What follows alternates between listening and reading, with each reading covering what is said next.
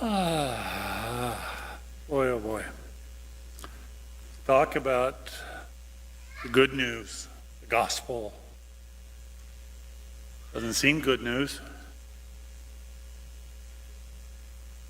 You must deny yourself, take up your cross, and follow after me.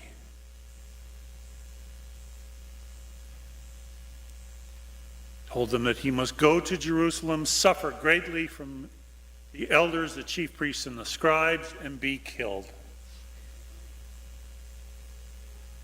Just good news all around. And Peter, see, we've got to remember that this passage follows right on the heels of what we heard last week, where Peter, when Jesus asked, "Who do you say that I am?" Peter got the right answer. And Jesus said, "Okay, good for you. You are Peter, and on this rock I will build my church." So, Peter's pretty full of himself now. So he hears Jesus talking all this downer talk. Pulls him aside and says, "Come on, Lord. You don't really mean that. Come on. Keep the people with us. Give them good news. Keep it upbeat." And Jesus didn't go, "Yeah, you're right, Rock. What was I thinking?" No. He said out loud in front of everybody, "Get behind me, Satan." Total embarrassment, total loss of honor on Peter's part. Because Jesus didn't want any confusion that his mission was not to be a conquering Messiah, was not to be a great king. The Israelites were hoping for a deliverer from Rome. He said, "I know what my destiny is because I am going to stand for what is right, for what I know God is about. I will be opposed. And I will have to suffer." And that's the reality. And if you want to follow in my footsteps, you got to be ready for the same.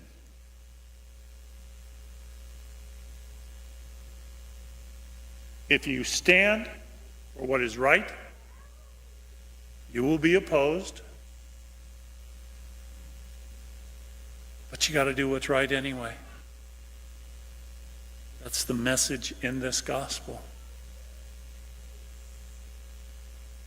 And this taking up our cross, in our lives, maybe sometimes the hardest thing that we can do in trying to do what's right is in the way that we don't react. We don't do what we're used to doing. I got an email this week from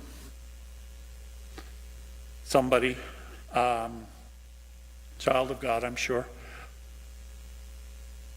They were visiting here from a couple of weeks ago and happened to be at the Mass that I celebrated when I spoke out about the things that were happening and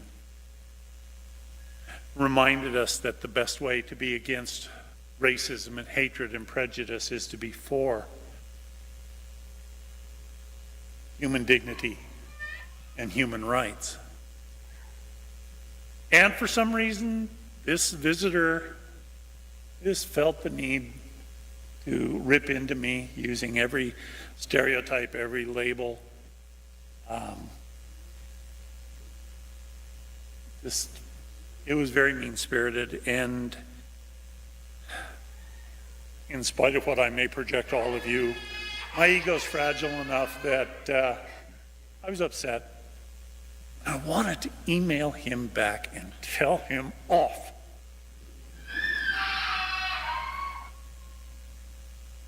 But I kept thinking about it. And I wondered, what would Jesus do? And then I thought, no, he wouldn't turn him into 5,000 loaves and fish. So maybe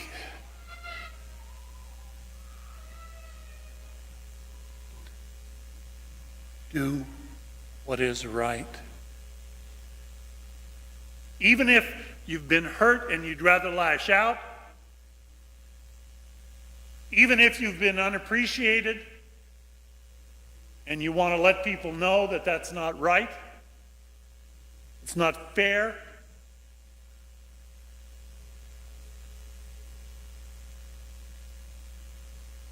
trying to do what we know is the right thing when it is so difficult, that's taking up your cross and following after him.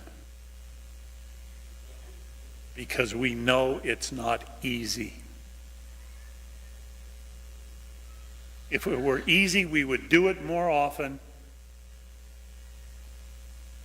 We wouldn't wrestle with it.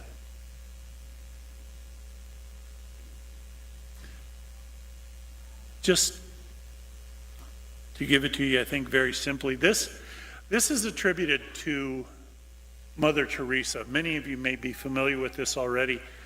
Mother Teresa took a poem that had been written long before her, and she adjusted it. She made it more Christian, more gospel. And then she had it on the wall of her orphanage where children were. This is called Anyway. And I think it really speaks to maybe what we need to do to understand what it means to take up our cross, to lose our life, our ego, that we may truly find it. People are often unreasonable, irrational, and self-centered. Forgive them anyway. If you are kind, people may accuse you of selfish, ulterior motives. Be kind anyway. If you are successful, you will win some unfaithful friends and some genuine enemies. Succeed anyway.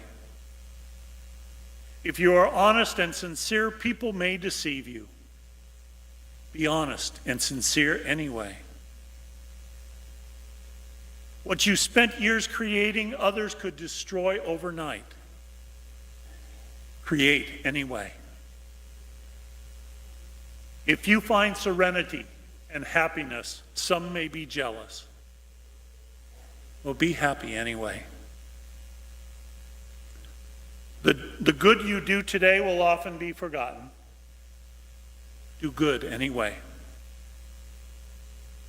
Give the best you have, and it will never be enough. Give your best anyway. In the final analysis, it is between you and God. It was never between you and them anyway.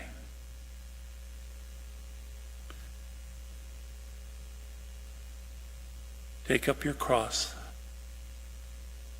Follow me. The path is narrow. The road is hard. But it leads us to life.